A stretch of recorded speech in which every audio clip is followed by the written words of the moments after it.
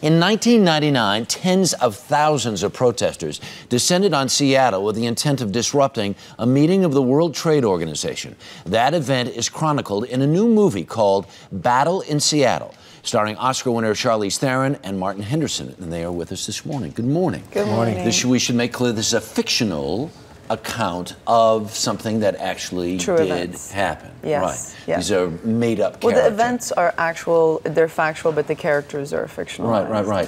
And in this movie, you play who? I play Ella, who is married to Woody Harrelson's character, who's actually a cop. And he gets involved in the protests. And I really wanted to play her because she, to me, was kind of the fish out of water. She was the audience, I think. Almost a bystander. Yeah, and also if you didn't really know anything about the WTO, she was really that character. She didn't really come from any specific, point of view. Yeah. And she gets caught in the middle of it, and her life changes. I mean, through a sacrifice, she has to kind of review her life and make choices in a different way. And Martin, your role?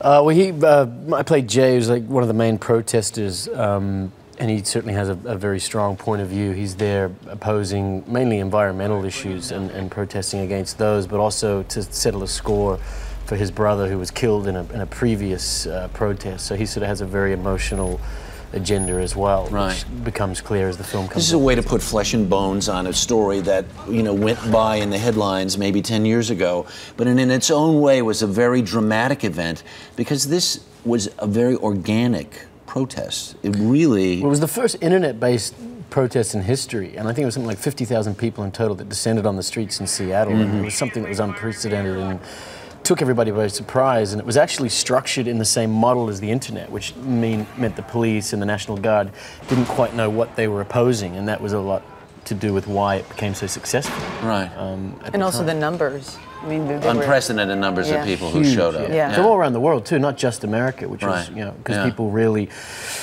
care about these issues, as we all should. I mean, Who wrote and directed this film? A lovely man by the name of Stuart Townsend. Yes, fantastic director. Yeah, who you've known for a while. There's a rumor out there. Right, I'm not gonna justify or validate it here on your show. It's a rumor that we might be dating. Yes. Might be dating, right? But what I read was you read the script first and said, "I want to play this really good role," and he said no. Well, he didn't make it easy. You know.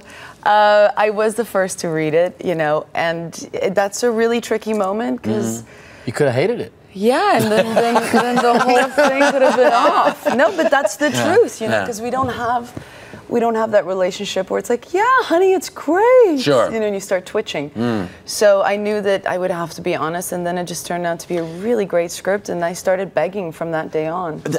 This is not a giant, high-budget studio picture by any stretch of the imagination. You both have choices about movies you want to make. Why'd you want to make this one? Well, creatively, I love the character. It's a great role. And that always obviously has to fit. But I really believe in this film and what it says. I think these are really important issues that face everybody on the planet. Right. And it's stuff that I care about. And it's not every day that you get to be involved with a film that actually has something to say, and it really does have something to say. And in the middle of all this dramatic financial upheaval, this is sort of an interesting entree for it's a very this conversation. Yes, it's a very interesting, and it wasn't planned. I think things do happen for a reason, and we really wanted to actually release last year, and we didn't, and I think that it couldn't be coming out at a better time, and I really hope people go and see this to maybe get some information. Real quick, one of the last times I saw you was Oscar night. You were walking away with your Oscar. Where did you put it? I actually have it right here. Oh, I think we may have lost it. So, do you know where it is? Yeah, no, it's in my house in a little room that I use as an office space, but I make sure all my guests walk by it when they go to the bathroom, just to It's actually in the bathroom. I've been there, and it's actually sitting right next to the soap. It's not in the bathroom. Hands, and there it is. It's right before you go into the I'm like, just pass the Oscar to the left. Just there, that's where the toilet is. Go ahead. Thanks so much for being here this morning. Do appreciate it. Thank you.